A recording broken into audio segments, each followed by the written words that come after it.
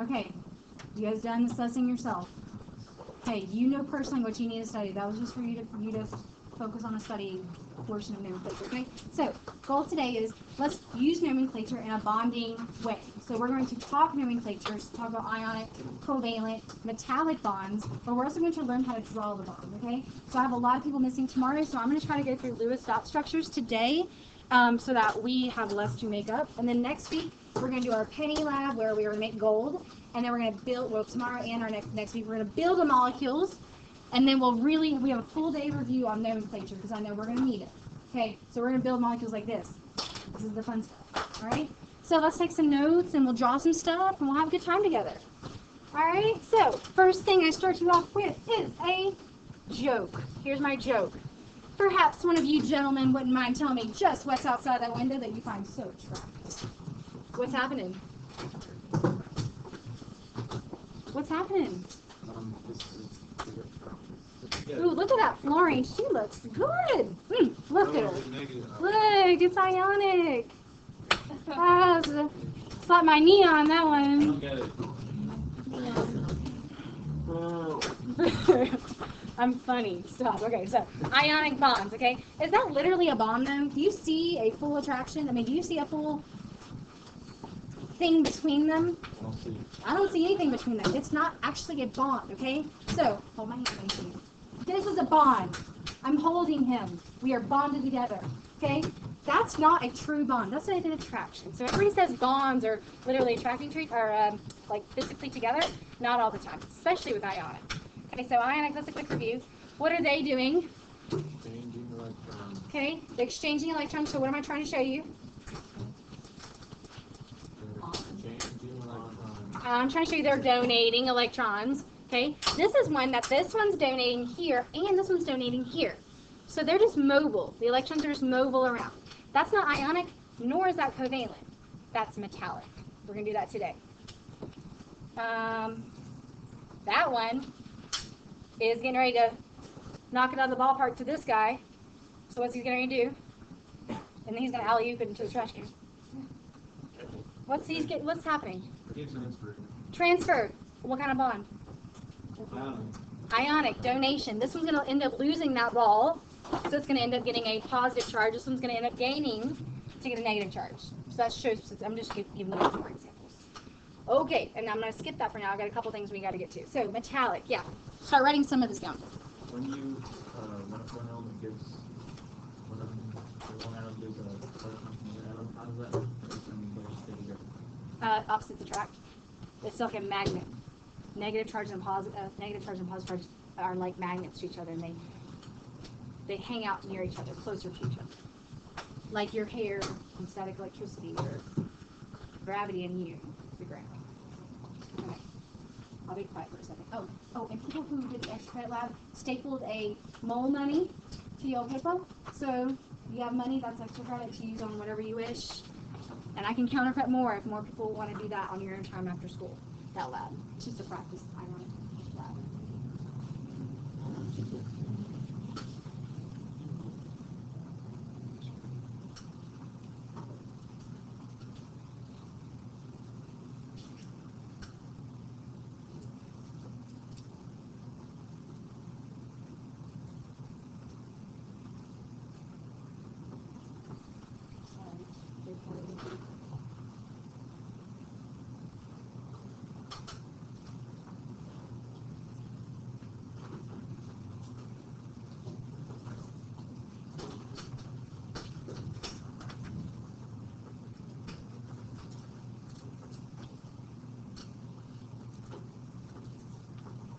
Trying to be quiet so you guys can write down some stuff, but I'm going to start now, okay? So metallic bonding is our last type of bonding we've not really discussed in detail. It's because it's very different than our general types of bonds. Ionic donates, covalent shares. This is a different kind of sharing that happens. What happens is a bunch of metals get together, and this is a blob of metals. I'm going to draw some metals in here in a second. But metals are always going to form cations or anions. Cations, right. Silver, cation. Potassium, cation. Copper, cation. Cobalt, cation. They're all positive charges. What's happening to their electrons? Right, they're losing them. Either they lose them to an anion, like lose them to make an anion, aka to a non-metal most of the time, or they lose them to a big sea of mobile electrons. They're putting them in a shared space, but not just with one other cation, with all kinds of other cations. So you might have silver plus with a bunch of electrons around it, another silver plus with a bunch of electrons around it, because there's a ton of silvers in this little blobby mess here, okay? So it's just a big bundle of happy silver family, cation families here together, and they're donating their electrons to hang out with every single member of the family. So it's a big pool of negative charges. Okay, so this is going to happen between the same metal atoms or two different metal atoms. If it's two different metal atoms, like say silver and gold, then you're going to have something called an alloy. This was actually a term we described on concept 1, I think. So an alloy is just two different metal types together, and we're going to actually make one next week, and then we're going to learn a bit more about them. So I'm just introing metallic today, okay? So the purpose of bonding and the metallic bonds here is because everything wants to attain octet, everything wants to get to a happier place, everything wants to lower in energy, and we're going to talk about that a bit more in a second, but pretty much what's happening in a metallic bond is all the VE, what are VEs? Valence electrons are going to be coming off of its own atom and going free, and they're mobile. They're really able to flow quite easily. So they float around and they're mobile. And that serves a purpose. And I'll tell you that purpose in a second.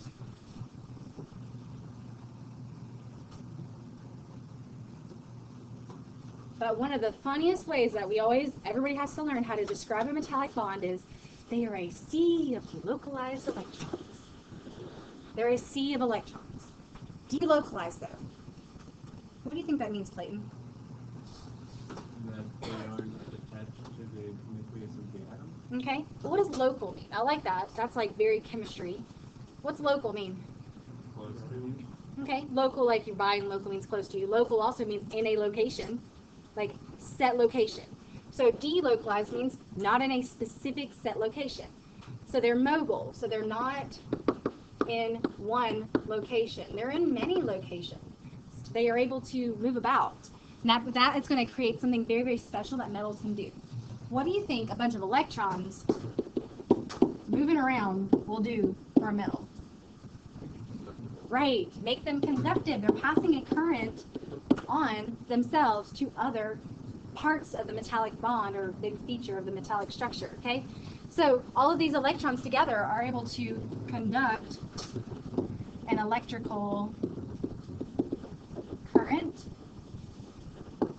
Okay? What other kind of current do you think they can let flow through them?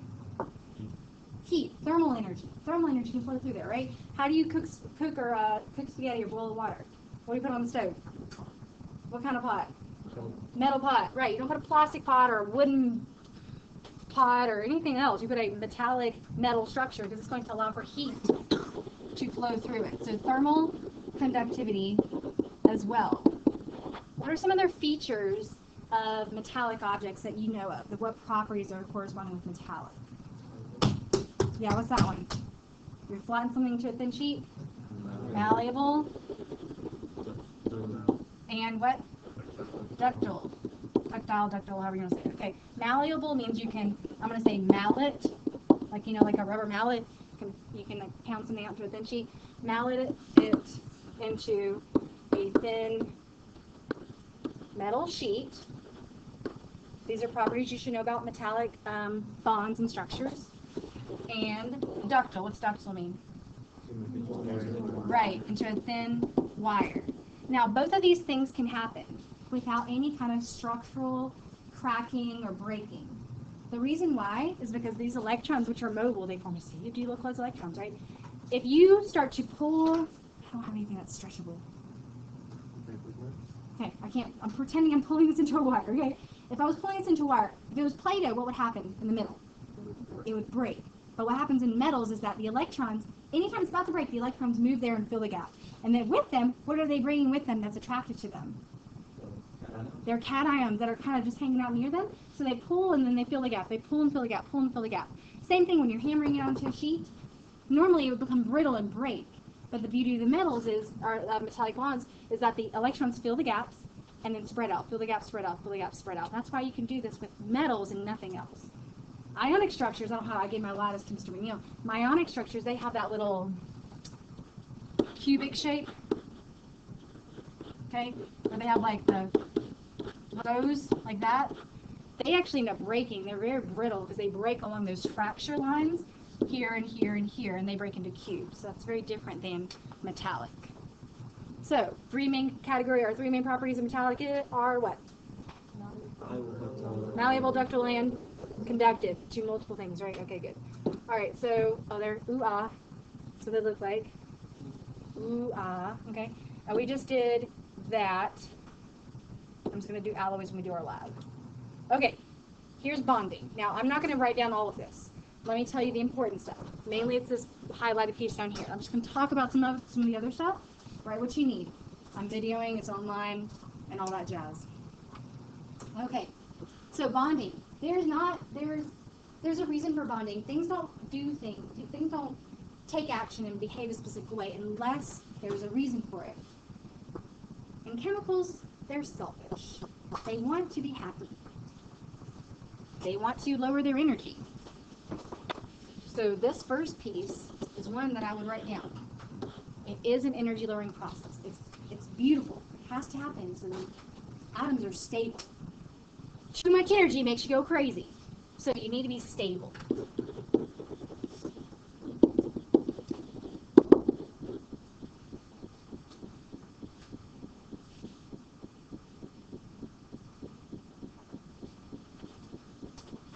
So my example up here, you can listen and write some, okay? My example, how many electrons does each hydrogen have? How many valence electrons does hydrogen have?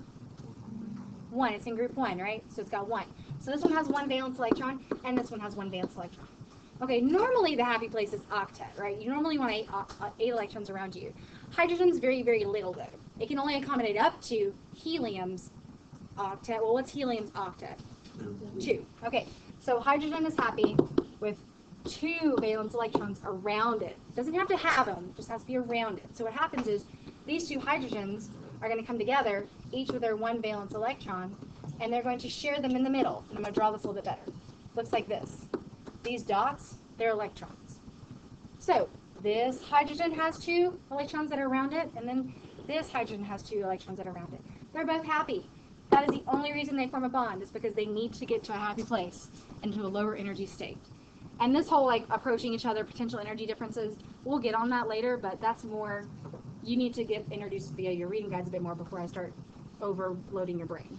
Okay, so the purpose of bonding is to get octet for pretty much everything else. So we'll do an example. I'll let you write that down first though.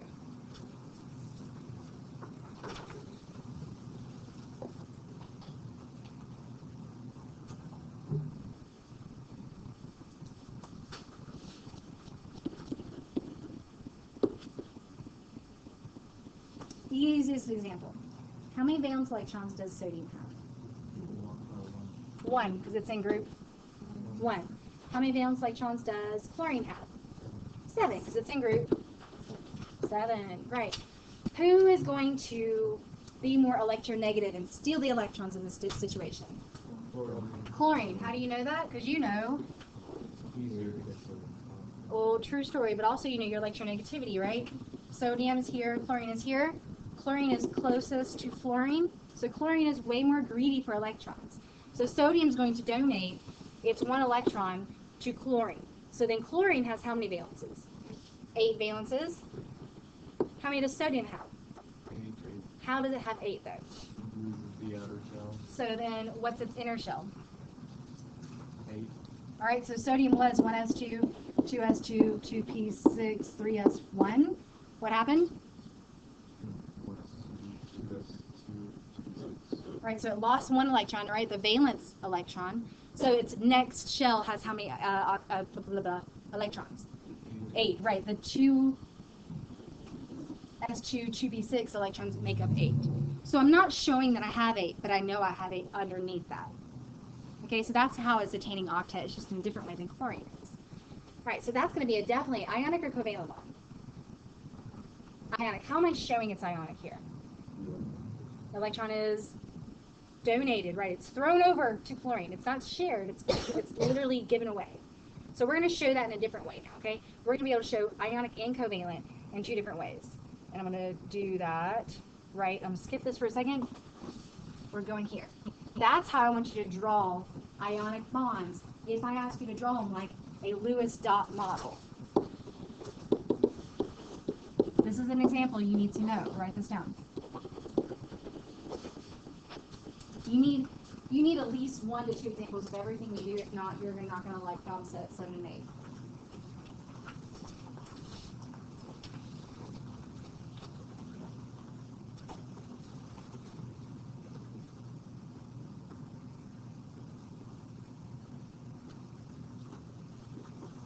So how am I representing the electrons? As dots. That's what's called a Lewis dot model. Guess who made this up? Lewis. Not that Lewis. That'd be awesome. But Lewis, scientist. Lewis, chemist. Okay, so sodium dot, 1 electron. It doesn't matter where you put the electrons necessarily, but it does matter how you write them. What do you notice about a lot of these electrons in the chlorine structure? They're listed as what? Pairs. Where does that ring a bell? Pauli exclusion principle, right? Electrons come in pairs in those orbitals, right? So this was an orbital, this was an orbital, this was an orbital, and then chlorine had that one extra one. Remember what is that one? 3p5? So there's 2 of them that are paired up, and then that last orbital is unfilled, so that's the unfilled orbital. So who's going to fill it up? Sodium. Sodium's going to donate that last electron to fill up chlorine's octet. Now, you have to absolutely put brackets around chlorine, because if you don't, I don't know that all of those 8 electrons are chlorines. So when you bracket it, you're saying these are all chlorines. It gets a -1 charge because of the extra electron that was donated, and then sodium is left empty in its outer shell, but we all know it's got 8 in its inner shell. So it gets a 1+ charge because it literally donated. You also knew that was ionic because it was metal and non-metal. Okay? Let's do another, let's do another one. Let's do magnesium oxide. Magnesium, how many dots? 2. Oxygen?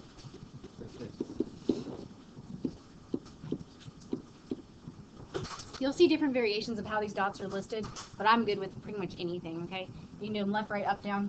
But what you should show me is that these 2 electrons are donated to oxygen to make what? Magnesium what? And oxygen with a bracket. And 2 minus. So why is it not the other way around? Why is not oxygen donating 6 electrons to magnesium? Right, magnesium's of lower electron activity and lower electron affinity. It doesn't really care about electrons that much. Oxygen is very greedy for electrons. Overall, though, these 2 cancel each other out to make this ionic structure electrically neutral. Okay. Take a break. Get up and go bond with somebody. Because we're going to do covalent in a second. I've been talking for 45 minutes. Up. Get up and go bond with somebody. Ionic or covalent, metallic, whatever you want to do.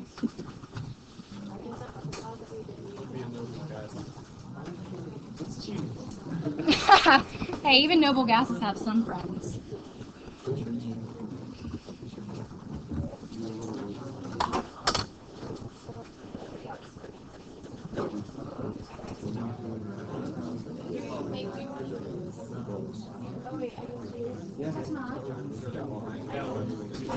Are you sharing?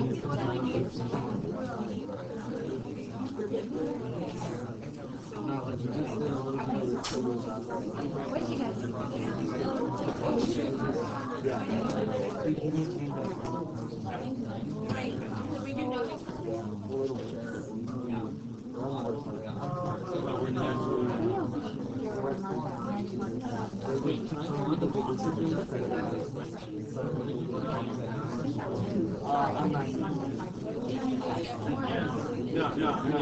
I'll be bringing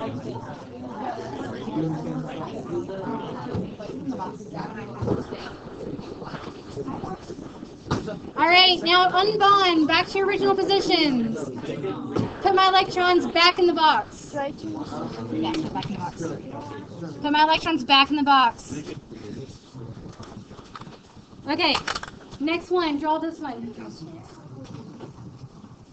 Everybody's back in its little ground state. electron configuration, we're not bonding anymore. This is still a Lewis dot model, yeah, because you see dots. And after you draw it, tell me what kind of bond is forming. Say it louder. Copy. Good job. It's coming. Okay.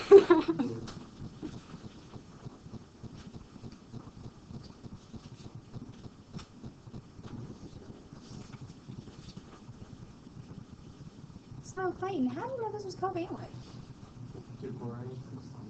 Okay, tell me more. Huh?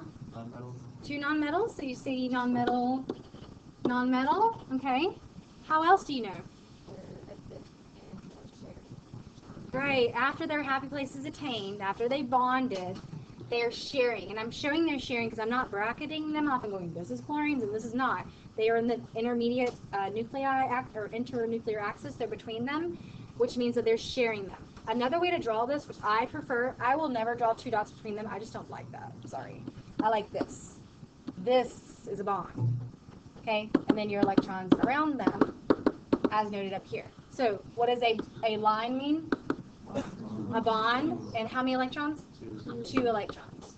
Right. Okay. So that's how we're going to generally draw these. Okay? So why do they choose to make a covalent bond and not an ionic bond? What's the difference in their electronegativities? Nothing. So nobody wins. So they go, okay, compromise, we got to share. Okay, so the change in the electronegativity between the two is 0. That means nobody's going to be stronger, more greedy. They have to share, okay? So for hydrochloric acid or hydrogen chloride, if it were a gas, how would this differ? Hydrogen has how many dots? 1. Chlorine has 7. Okay, now the difference in electronegativity here is slightly different. We don't have to memorize this. We don't have to memorize this. You guys have a gray card in front of you? Gray card. I'm just going to look here. Looks like this. Okay. Well, maybe you have a buddy who will share with you. Okay, maybe it's white. It's a colorful card. Okay, it's got little electronegativity values underneath the atoms. What's hydrogen's electronegativity value? 2.1. What's chlorine's? 3. Okay, what's the difference? The difference between these is 0.9. I'm not going to go negative 0.9. I'm just saying literally the difference. So the difference in electronegativity here is 0.9 difference. That's not that different. They're fairly the same in their electronegativity values. They're they're going to share some, but not share equally. So what happens here is this still makes a bond, makes a literal covalent bond. Okay, this is going to go like this. But what does this represent again? 2 electrons, right? Who is more electronegative? Chlorine. So chlorine's going to have it 5 days out of the week. Hydrogen's going to have it 2. Okay, they're going to share, but not share equally. So I'm going to blow up this bond to a bigger picture here. Equal sharing would be electron 1 on left and 1 on right, equally. But this is not equal. So what it looks like is this. The electrons are just hanging out towards chlorine more often, and so that makes this bond unequal, meaning this end on the right end over here is partially negative, and this end over here is partially positive. That's how we show that. So instead of me blowing up in a bond every time to write the 2 electrons and where they exist, we just go bond, partially negative, partially positive. So that little lazy 8 that I'm kind of doing here, it's not a full 8. It's called a sigma. Anybody ever seen a sigma like that? Lowercase sigma? Yeah. You will in math class eventually. Okay. So, yeah. Okay, so this means partially positive. And the negative version of that's partially negative. It's not a full-on negative and a full-on positive because it doesn't literally take the electron or give the electron. They're sharing still. All right, so that's a little detail there. Now, another way, instead of writing out these 2 sigmas here, you can draw me an arrow showing who has more electrons. You draw it like this. So the arrow's pointing at the more what? Right, the more electronegative. Okay. Look at this little hash mark on the backside. What's it kind of resemble? A plus. It's showing you that the hydrogen is on the positive side of the bond and the chlorine is on the negative side of the bond. Okay, ready for more? Draw your example down. We're going to take some like actual word notes on what I just said here. So this is all new to you because you guys haven't done a reading guide yet. So brand spanking new.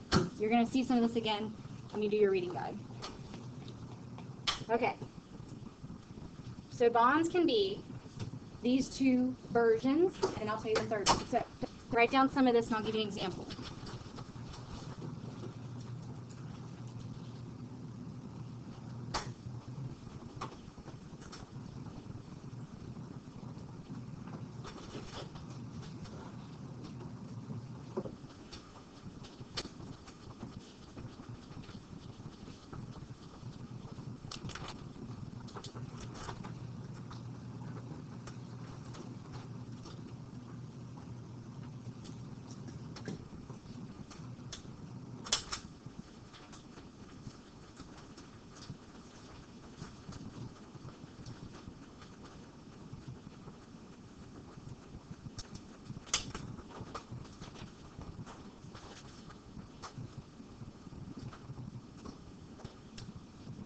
Okay, so a nonpolar means there's not two different ends on a molecule. Polar means like got a north pole and a south pole, two different sides of a molecule.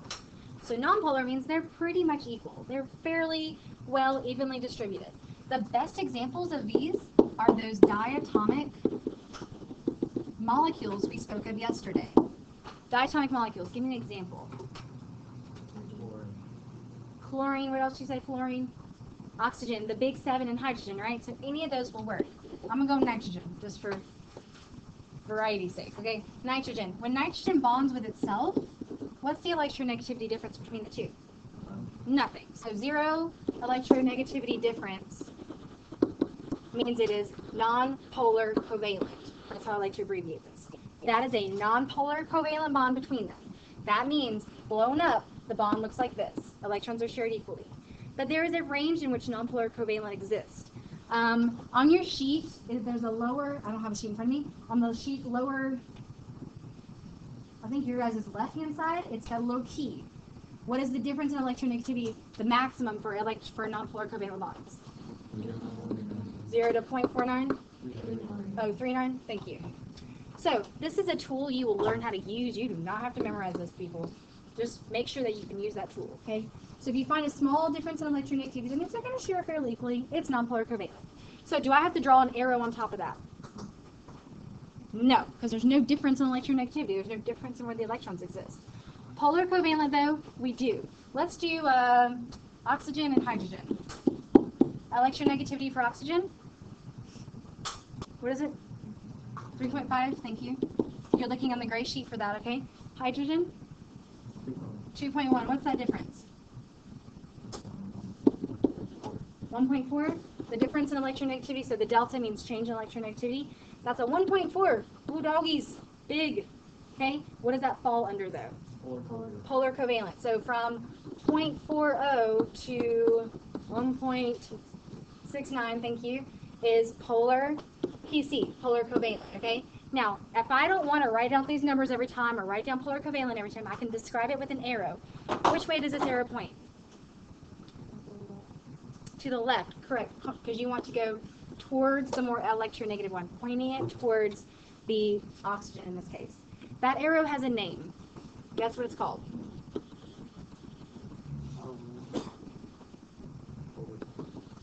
It's called a dipole moment. That is what that arrow is called.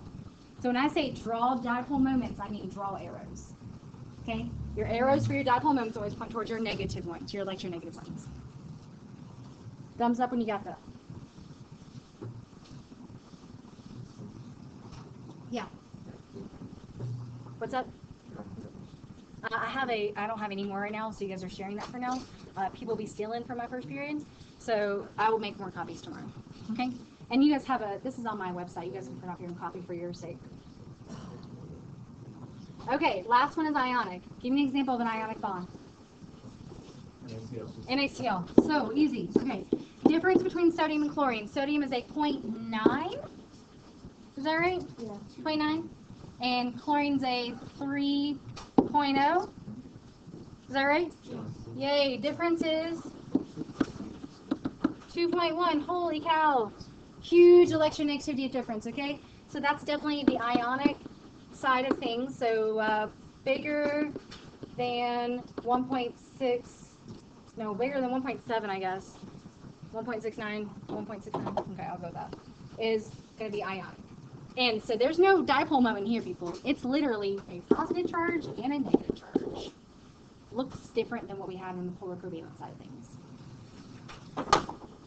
All right. We know electronegativity. We know how to draw ionic Lewis structures. Now we're going to focus mainly on covalent and how to draw those. And those are my favorite. I'm going to skip some pictures here when we're going to start drawing. Give me a thumbs up when you're ready. Thank you. Okay. That's the chart I've been referencing this whole time. B2 dubs. Okay. Oh, I do got to tell you one thing. Notice on the helium, neon, and argon, they have a 0 for their electronegativity. Why? They don't care, right? They got full octet. They don't want to share. They also don't want any more electrons. But then you look down here and you go, but krypton, xenon, and radon, they do have numbers. They're slightly electronegative. And that's mainly because their nucleus is, let's see here, 4, I'm just going to draw a bunch of circles. Okay, 4 orbitals away. But they have space out here to accommodate extra electrons. So they can accommodate extra electrons because they got a huge electron cloud. It's not really because they want them, it's just because they can accommodate them. So we will see them bonding. See? Double gases, they do have friends. Yeah. I think because the double gases aren't really looking for a relationship. Right, I think they're just finding themselves. Okay, so are we okay with this? Do we need to do any more differences? Do we need to do any more differences? Okay, cool. I'm going to skip these pictures though. Let's go straight to drawing. Okay, I'm going to show you how to draw first. I'm going to kind of tell you the answer first, and then I'm going to tell you the steps behind it, okay? Write down this first example, and we're going to draw this together. And I'm going to reference this little cheesy thing I came up with on the instructions on how to draw a Lewis dot model. These are all Lewis dots still. For covalent structures. Covalent structures have all kinds of bonds, and we have to represent them appropriately. All right, NH3. Anybody know the name of that? Ammonia. Ammonia. Thank you. This is ammonia. This is stuff you have in your household cleaner. Smells like cat pee. Smells awful. Okay? You have ammonia as well in your body. Smells great. Okay, NH3. First thing I'm doing is V, counting the valence electrons. How many valence electrons in the whole shebang? Okay, nitrogen has how many valence electrons? Nitrogen has valence electrons. Group number 5. Hydrogen, there's 3 of them. They each carry how many valence electrons? They carry 1 each. So our total valence count is 8. Write down this example with me, people. You're going to need it because you're going to have a whole sheet of them to do. All right, so total valence electron count is 8. You just add it up by group number. Next thing we have to do, S. Make a skeleton. Make a general appearance of the molecule. The best way to make a skeleton is find the single one, pop it in the middle. So which of these is our single element? Nitrogen. And then we're going to bond everything else to nitrogen. How many other things do we have? 3 other things. Bond, bond, bond. What are they bonded to? Hydrogens. All right, so that's my skeleton so far. Now, what did each bar or line represent? 2. 2 electrons, right? How many electrons have I used thus far? 6. Okay, so I've done valence electrons. I made a skeleton, and with the skeleton, of course, I'm making the bonds. I'm showing the connections. Now I need to add all the extra electrons I need. The goal in life is to get how many electrons? 8, unless you're hydrogen and you only want 2, right? So you want octet for most things, except for hydrogen. It only gets 2 electrons. So currently, hydrogen is sharing, so it has 2 here. Hydrogen is sharing, it has 2. Hydrogen is sharing, it has 2. How many does nitrogen have? 6. So I'm going to add something called a lone pair. It's just all alone, and it's a pair of electrons. It's really creative, right? All right, so this is called, so with the E, add electrons, I got to get to octet. I can only have two electrons on hydrogen, and I can add lone pairs. All right, so now how many total does nitrogen have around it? 8, and it's happy, right? Now, the next step is to make pairs. I'm sorry, I just wrote that lone pair in the wrong spot up here. Make pairs, we just did that, lone pairs. And then now we need to review it. Review it means go back and check your valence electrons. How many did we have to start with? 8, and we used 8, we're happy as can be. That is the Lewis dot model for ammonia. Yeah. How do you know that? Attachments? Because I had 3 other atoms to account for it, and they all usually attach to the central atom. And we chose the single one to be the central. Most of the time atoms try to be very symmetrical. So try to make it symmetrical. We'll do some more. We'll do another one. Let's do this one. Ooh, what's the name of this? Thank you. Carbon tetrachloride. Sorry, my big head's in the way. Okay. First up. Count it. Out loud. No. 4 valence electrons from carbon. Because it's in group 4A. Yeah? Okay. 4 of the chlorines each carry 7. So 28 plus 4? 32 electrons. Ooh, doggies, we got so many to work with here. Okay. Got our valence count. Next thing. What's the next thing? Skeleton. So I always think skeleton, I need to choose a central atom and then go from there. Who's going to be my central? Carbon. And carbon loves being the center of attention because they love to form how many bonds? We talked about this from yesterday. Organic. Carbon likes to have, it's only got 4 valence electrons, so it wants a total of 8. So how many bonds does it form? 4. Okay, does it have 4 things to bond with here? Totally. So I'm going to make it bond 4 times with the 4 other atoms, because I have 4 chlorines. Okay, and I make it evenly symmetrical, everything's equally spaced apart. Why do I make them equally spaced apart? Why don't I put like 3 chlorines on that side and 1 on this side? What are these things made of again? Electrons. Electrons don't like to be that close to each other. They will repel. So they got to be far apart from each other as possible. All right, so far I've used how many electrons?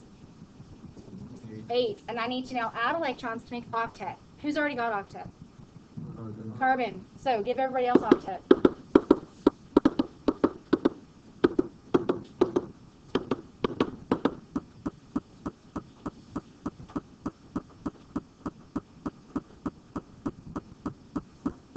How many electrons are mine?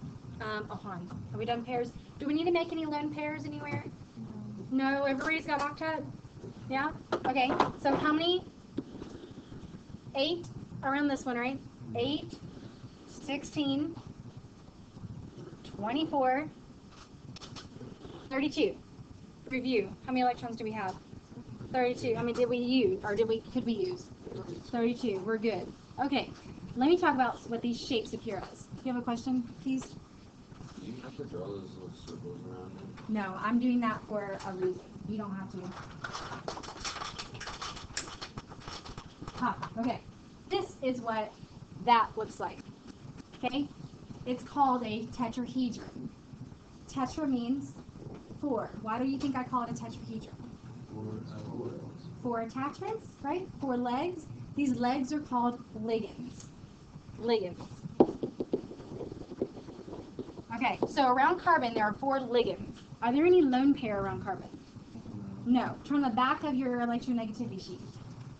Look at that key, and you tell me what's the shape of this. Tetrahedral. Okay, you do not have to memorize that. You will be given this, but you will actually probably, that makes sense. 4 legs, 4 attachments is tetrahedral. Okay, so that's hard to see. I'm going to see if I can show you this a different way. Hence why I have the balloons. So you gotta turn around this way then. You can get touched by way too many people if I try to see up there. Okay.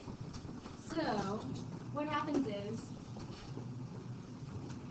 that my hand right here is carbon, and they have to, these are all made of electrons, right? They have to kind of push each other away so that they can, because they're repelling each other. But notice that there's 3 or 4 big, huge areas where electrons exist, okay?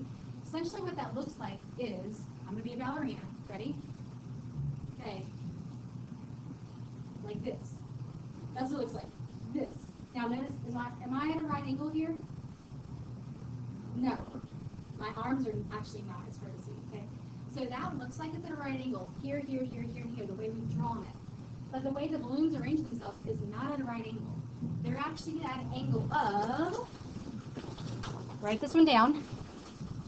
They're at a bond angle of 109.5 degrees. Because what it looks like, and I'm going to try to draw this 3D. It's not going to be great, but work with me. These are chlorines.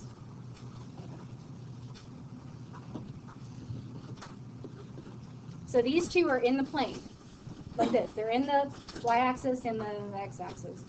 And then there's one going back to the board, and there's one coming out of the board. That's the best I can do, okay? But in college, you have to draw these a lot, so I tried. Anyway, I'm trying to show you that this is not exactly a right angle. It's more of it's a little bit more obtuse than that. But we will work on that. It's really easy to see when you have structures built. All right, let's do another one. Oh, no, let's go get the shape of the first one we did. Shape. How many ligands? 3. Ligands are just attachments, like they have atoms that are attached. So there's 3 ligands. And there's how many lone pair? 1 lone pair. Shape? Pyramidal, right. Trigonal, pyramidal. Trigonal because these 3 legs look like this whenever the shape is bent into a specific direction. So it's like 3 legs, and then you've got a huge lone pair up here. Lone pairs are very, very large because they have 2 humongous electrons in them. These are kind of compressed, these bonded pairs, because they're just kind of between 2 atoms. They can't be huge, but the lone pair is very big. So these negative charges and these negative charges, what did I tell you they do? They what? They repel, right? This is repelling this bond, and this is repelling this bond, and the bond in front right here. So what happens is it was tetrahedral, and then it bends because it's repelling, and it kind of stands up on itself to be a pyramid. And we're going to see that, it's hard to see from this. Do you see the space between my hand and the atom? That's why it's pyramidal, because it's up and it's not flat like a pancake. Okay, it's up. All right, let's do another one. Let's do SO2. What's the name of that? Sulfur dioxide. Good. What's my method here? What's the V stand for? V stands for count valence electrons. So, how many from sulfur? 6 plus 2 from, 2 oxygens, which each carry 6. So total 18. Got 18 valence electrons to work with. Okay. S stands for skeleton. Okay, so the skeleton, who's my central atom? Sulfur. You usually choose the one that's a singleton, okay?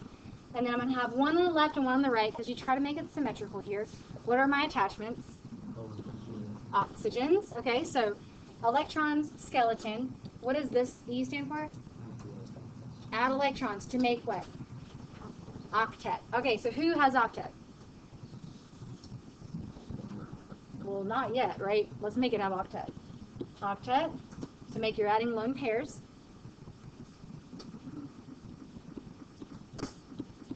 Add lone pairs to everybody. Everybody needs octet. Okay. We done? Got octet everywhere? We made lone pairs everywhere?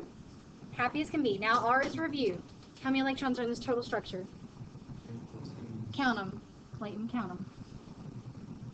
There's 20. All right, so we've done something wrong / we got to fix, okay? So truly there's 2, 4, 6, 8, 10, 12, 14, 16, 18, 20. So what we have to do is take away 2 electrons. Let's take away 2. All right? Now, we don't have octet on that oxygen. Is there a way we can make them share electrons to attain octet for both sulfur and oxygen? Yes. We can take this lone pair, instead of only giving it to sulfur, we can put it right there instead to give it to sulfur and oxygen. I'm not taking away that lone pair, I'm just moving it to a double bond. I'm making it go right there. Now, I moved it, so it's not here anymore. So they do get a little bit more complex. You got to kind of, review it at the end so you make sure your counts are right. So now we have a single bond here and a double bond here. And we have a lone pair up top. So a ligand is a ligand. Doesn't matter if it's triple bond, quadruple bond, septillion bond, okay? It doesn't matter. I've got a whole ligand here, an attachment, a ligand here. So I got two ligands. How many lone pairs on sulfur? One lone pair on sulfur. Shape? Bent. So it looks like this. What happens is this lone pair up here, it's going to repel this guy and this guy. It's going to repel like this and push it away. So instead of being linear and straight, it pushes these bonds down. So it looks like this.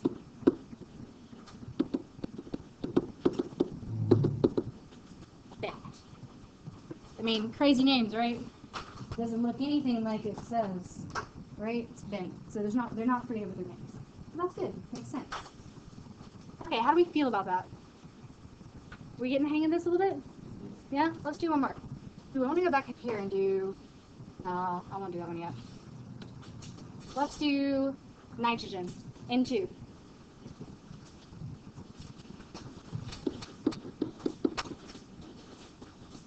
Nitrogen? How many electrons? Valence. Valence is group number, okay? So don't remember, valence electron is coming from its group number. Nitrogen's in group 5, so 2 times 5 is 10 valence electrons to work with. Great. Who's the central atom? Neither of them really, right? There's only two things. What's the only way you can connect two things? It's with one bond. Okay, so they're both kind of essential in this case. So we got a bond between them. Nobody has octet yet. So we got the structure or skeleton built. Electrons need to be added. So where am I going to add them, or how am I going to add them? Pairs. Let's go pairs all the way. Let's do this. Pair, pair, pair, pair, pair, pair. How many electrons? So I'm in the review stage now. How many electrons total in that structure? 14. Way too many. How many too many there? 4 too many. So I need to take away 4. So pretty much the rule is, if you take 2 electrons, you make somebody have a double bond. If you've got to take 4 electrons away, triple bond. Take 4 electrons, you got to make it have a triple bond. Basically, because you're taking them away, you still got to have octets, so you got to make them share. So I'm going to take 2 from that nitrogen, 2 from that nitrogen, and instead of taking new lone pairs, I'm going to make this a triple bond. How many electrons? Sorry. I added 2 back, so I had to go erase those. So now total, I have 2, 4, 6, 8, 10. 10 electrons. All right, what's this shape? What's it look like? What's this look like? Linear. There's no central atom, there's no ligands, there's no really lone pairs to look at here, okay? If you got to connect 2 things, the only way you can connect them is in a line. So this is called linear. But tell me, what's the angle between these 2 nitrogens from here to here? 180. So we start to see the geometry and see the angles and stuff as they change, okay? So here, I wrote this up here for a reason. Yeah, this means valence electrons. Write this down for me right now. Write this down for me. VSEPR. This actually helps you remember 2 things. It helps you remember how to write out the loose structures, and it helps you remember why. There's a theory behind everything, right? This is called the valence shell electron pair repulsion theory. The valence shell electron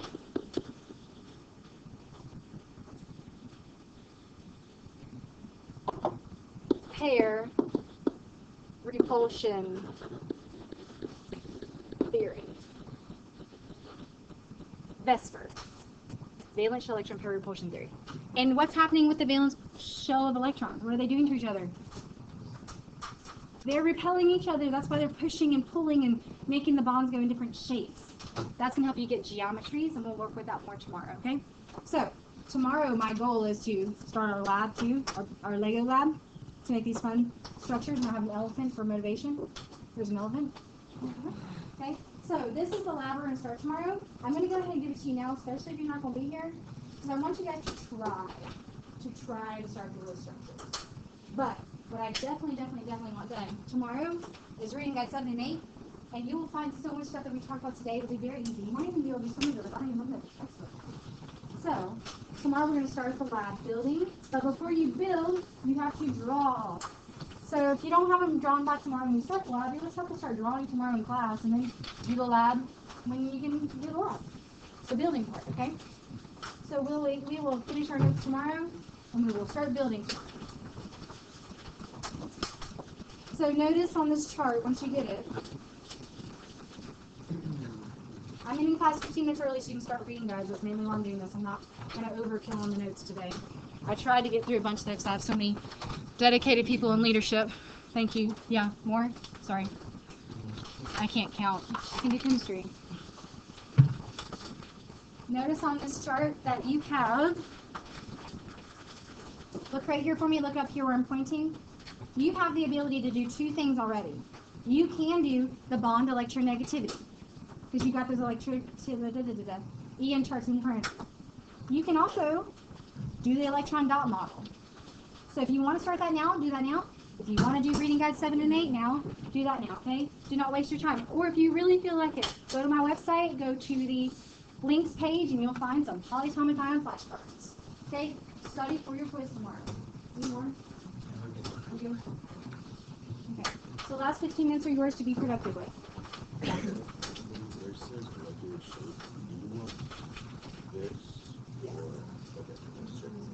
Yeah, that shape. You won't be able to do the polarity.